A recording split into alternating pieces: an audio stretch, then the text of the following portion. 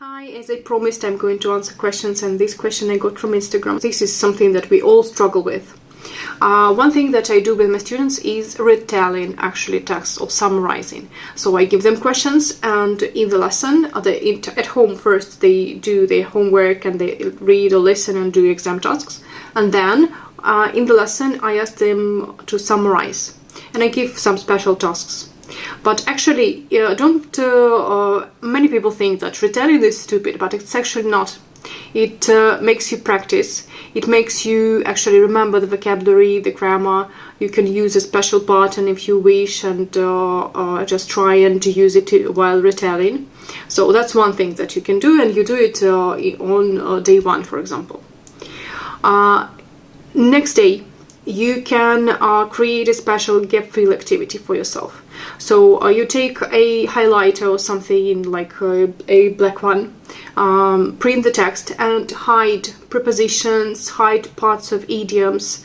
For example, if there is an idiom, or phrase, take for granted, you can hide take, you can hide for, or you can hide granted, but leave only the letter G there.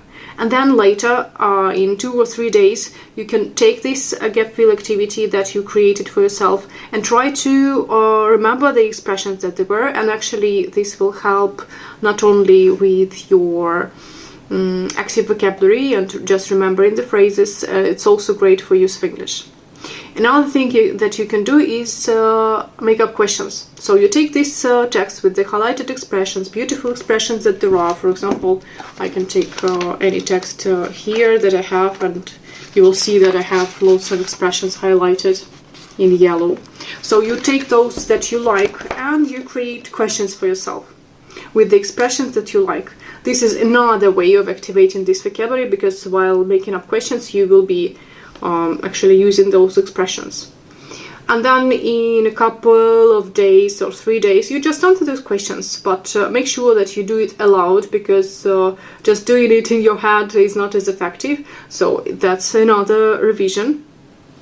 And I think that's something that can really help you, and you can do it on your own.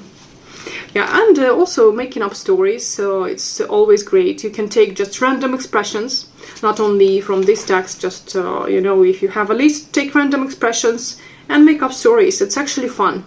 For example, you can take a starter for a story, one rainy day in October. No, it's November. And that's going to be a lot of fun. Yeah, so that's it.